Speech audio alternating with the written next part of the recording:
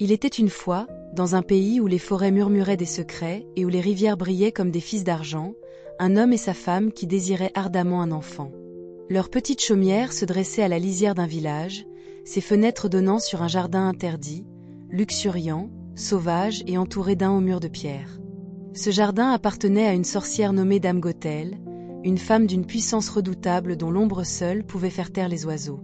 Derrière son mur poussait de la réponse, une plante rare aux feuilles d'un vert éclatant et aux fleurs d'un violet si profond qu'elle semblait luire d'une lumière surnaturelle. La femme, alourdie par le désir alors que sa grossesse approchait, fixait la réponse jour après jour, sa faim se transformant en une douleur qu'elle ne pouvait ignorer. « Je mourrai si je n'y goûte pas », pleura-t-elle un soir, la voix tremblante. Son mari, déchiré entre la peur et l'amour, céda. Sous le couvert de la nuit, il escalada le mur, le cœur battant, et cueillit une poignée de la précieuse réponse. Sa femme la dévora, son visage s'illuminant de joie, mais son envie ne fit que croître. « Encore » supplia-t-elle, et il retourna la nuit suivante, pour trouver Dame Gothel qui l'attendait, ses yeux flamboyants comme des braises. « Voleur » siffla-t-elle, sa voix tranchante comme une lame. « Tu oses me depouiller » L'homme tomba à genoux, implorant sa clémence, expliquant le besoin désespéré de sa femme. Les lèvres de la sorcière se tordirent en un sourire glacial. « Prends ce que tu veux, dit-elle, mais l'enfant que tu attends m'appartient. C'est le prix. » Terrifié mais piégé, il accepta, et lorsque le bébé naquit, une fille aux cheveux comme de l'or filé, la sorcière surgit, réclamant son dû. Elle nomma l'enfant Réponse, d'après la plante, et disparut avec elle dans la nuit. Dame Gothel éleva Réponse dans une tour au cœur de la forêt, une flèche de pierre sans porte, avec une unique fenêtre au perché au-dessus du sol. La fille devint une beauté, ses cheveux dorés coulant comme une rivière, si long qu'ils atteignaient la base de la tour lorsqu'elle les laissait tomber. Chaque jour, la sorcière appelait « Réponse, Réponse, déroule tes cheveux ». Et la jeune fille abaissait ses tresses, une échelle scintillante pour Gothel.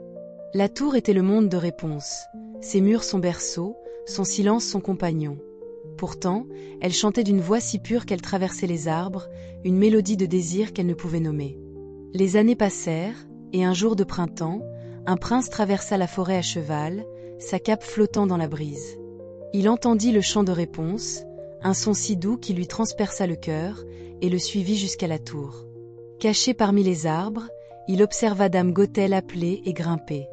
Quand la sorcière partit, la curiosité et l'enchantement le poussèrent à avancer. « Réponse, Réponse, déroule tes cheveux » appela-t-il, imitant la voix qu'il avait entendue. La cascade dorée descendit, et il monta, entrant dans la tour pour trouver Réponse qui le regardait, les yeux écarquillés de merveille. « Qui es-tu » demanda-t-elle, sa voix tremblante d'émerveillement. Le prince sourit, doux et chaleureux. « Un ami » répondit-il, et au fil des jours et des visites secrètes, leur lien se transforma en amour. Il lui parla du monde extérieur, des champs de fleurs, des marchés animés, les rires des gens libres, et le cœur de Réponse s'emplit d'un rêve d'évasion. Ils planifièrent leur fuite, tissant une échelle de soie avec des bouts qu'elle avait cachés, mais l'innocence la trahit. Un jour, dans un moment d'étourderie, elle murmura à Gothel « Pourquoi es-tu bien plus lourde que le prince ?»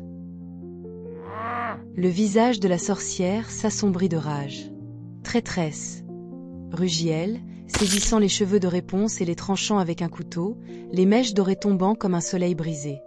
D'un geste de la main, elle bannit Réponse dans un désert aride, une terre désolée de ronces et de poussière. Puis, elle attendit dans la tour, son piège prêt. Quand le prince s'appela cette nuit-là, les cheveux coupés tombèrent comme avant, et il grimpa, pour affronter la fureur de Gothel. « Ton oiseau s'est envolé » ricana-t-elle, et d'une poussée cruelle, il dégringola de la fenêtre, atterrissant dans les ronces en contrebas. Les épines lui crevèrent les yeux, le laissant aveugle et brisé.